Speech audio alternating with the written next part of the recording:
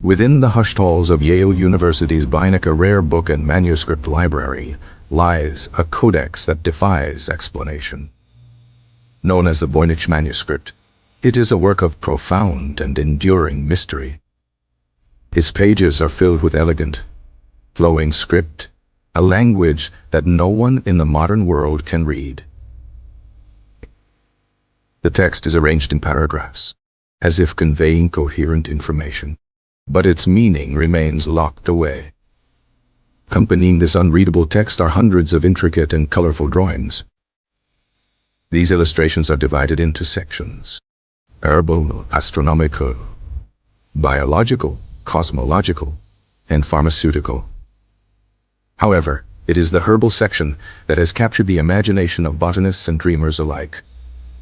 This section comprises the bulk of the manuscript, a veritable encyclopedia of the unknown.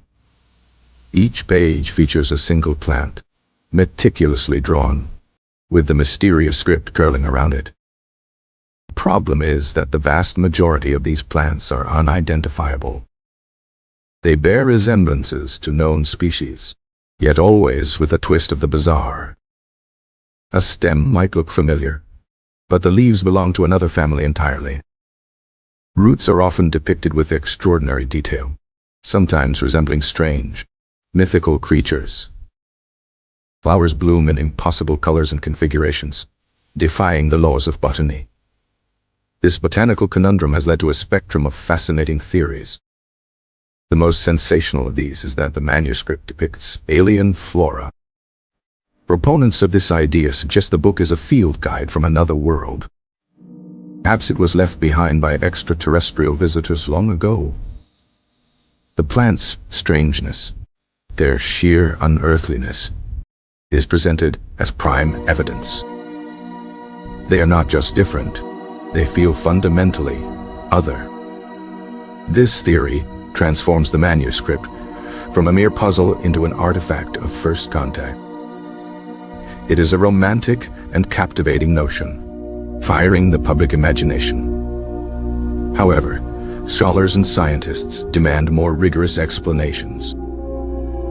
A more grounded, yet equally fascinating theory is that the plants are pure fiction. The entire manuscript to be an elaborate hoax, designed to be indecipherable. It might have been created by a clever charlatan to sell to a gullible collector. Plants, in this view, are not alien but simply products of a fertile human imagination. The artist may have been creating a personal fantasy world, a botanical Lord of the Rings. This would explain why the plants don't match any known species. They were never meant to. The purpose was not documentation, but artistic creation and deception.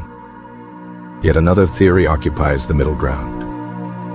This suggests the drawings are composite plants. The illustrator might have taken the roots of one plant, the leaves of another, and the flower of a third. This would have been a common practice in medieval herbals to confuse or encode information. Resulting chimera would be unique and unidentifiable as a whole. It could be a method of creating a botanical cipher. Each part of the plant could represent a piece of a larger puzzle or recipe. This theory accounts for the familiar yet strange nature of the illustrations. It grounds the manuscript in real-world plants, but explains the fantastical results.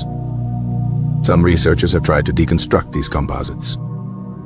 They claim to have identified the source species for various parts of the drawings. However, these identifications are often subjective and highly debated. There is also the possibility that the plants were real, but are now extinct. The world of the 15th century was biologically different from our own. Species have vanished due to climate change and human activity. Perhaps the Voynich Manuscript is a priceless record of a lost botanical world. This would make it one of the most important biological documents in history. It's a tantalizing thought, a window into a vanished past. A related idea points to a specific, undiscovered region of the world, One controversial study suggested the plants were from Central America. This theory is problematic due to the manuscript's pre-Columbian origins. Carbon dating places the vellum firmly in the early 15th century, between 1404 and 1438. This is a century before widespread European exploration of the Americas. Therefore, the presence of New World plants would be a historical paradox. Could the dating be wrong? Or could there have been secret, earlier contact? These questions add yet another layer to the already dense mystery. The final compelling theory is one of stylization. The plants could be real, but rendered through a unique artistic or cultural lens. Medieval botanical illustration was not always concerned with photorealism. Art often served symbolic, medicinal, or astrological purposes. Plant's drawing might be altered to reflect its supposed properties. A plant associated with the sun might be drawn with radiating, sun-like petals. Perhaps the Voynich illustrator followed a set of unknown artistic conventions.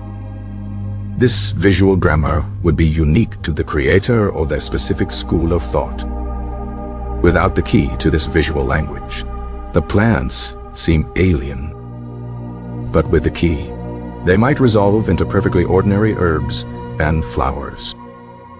This theory is plausible, but it is almost impossible to prove. The mystery of the plants is intrinsically linked to the mystery of the text. If the text were ever deciphered, it would likely identify the plants. It might be a pharmacopoeia, listing the medicinal uses of these strange herbs. The text could be the key that unlocks the botanical drawings. Conversely, identifying the plants could help crack the code. If a plant were definitively identified, its name could be the Rosetta Stone for the script. This symbiotic relationship between text and image is central to the puzzle. For centuries, the world's best cryptographers have tried and failed to break the code. Their failure lends credence to the idea that the text is a meaningless hoax. If there is no meaning in the text, then perhaps there is no real identity for the plants. They may both be glossolalia, meaningless but structured creations. This would make the manuscript a work of abstract art, centuries ahead of its time. The plants are not species to be identified, but forms to be appreciated. This is an elegant solution, but it feels unsatisfying to many. The sheer effort involved in its creation suggests a deeper purpose. The book's structure, its sections, and its detailed drawings all point to a system. It feels like a message, even if the language is lost. So, are the plants alien, fictional, or something else entirely? The alien theory remains the most romantic, a testament to our fascination with the cosmos. The fiction theory is the most cynical, portraying the creator as a brilliant trickster. The composite and stylization theories are the most academic, grounded in historical context. The extinct species theory is the most tragic, a memorial to a lost world. Each theory reflects a different way of seeing the world and the manuscript itself. The truth, if it is ever found, may be a combination of these ideas. Perhaps it is a fictional story about alien plants, written in a cipher. Or maybe it's a stylized guide to extinct medicinal herbs. Until a breakthrough is made, the plants of the Voynich Manuscript will continue to grow in the fertile soil of our imagination. They are our beautiful, baffling, and utterly unique botanical collection. They challenge our assumptions about history, art, and the nature of knowledge. They are a testament to the enduring power of a good mystery. The manuscript guards its secrets well. The ink is silent, the vellum patient. The strange, silent plants wait for someone to finally tell their story. Their roots are not in soil, but in the deepest parts of human curiosity. Each new generation of researchers brings fresh eyes to the problem. Artificial intelligence is now being used to analyze the patterns in the text and images. Yet, even with our most advanced tools, the manuscript remains stubbornly opaque. This resistance to interpretation is part of its magic. It refuses to be categorized or easily explained. The plants are not just drawings. They are questions. Who drew them? What did they see? Was it a world inside their mind, or a world beyond our own? The debate continues, lively and passionate, 6 centuries after its creation. The unidentified flora of the Voynich Manuscript remain a beautiful enigma. They are a garden of earthly, or perhaps unearthly, delights that no one has been able to enter. The manuscript's herbal section is a gallery of botanical ghosts. Each page presents a new puzzle, a new species of mystery. The colors, preserved for centuries, are still remarkably vivid. This vibrancy adds to the sense that these plants are somehow alive. Some illustrations include small labels, perhaps names, in the unknown script. These labels are as mysterious as the plants themselves. Lack of any known animal life in the manuscript is also curious.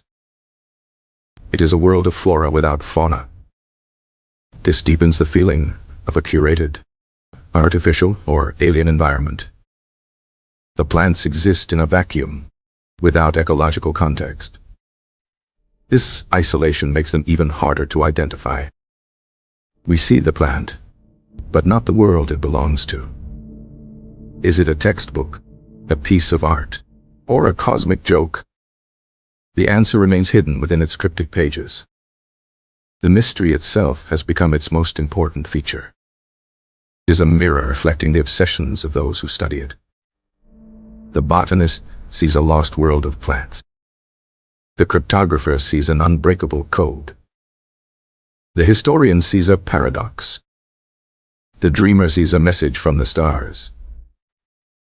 Perhaps the plants are not a description of what is, but a prescription for what could be.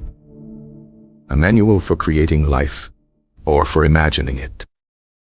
This interpretation elevates the author from a mere scribe to a creator. The plants, then, are not alien, but quintessentially human. They represent the boundless human capacity to invent, to dream, and to mystify. Whether fact or fiction, their allure is undeniable.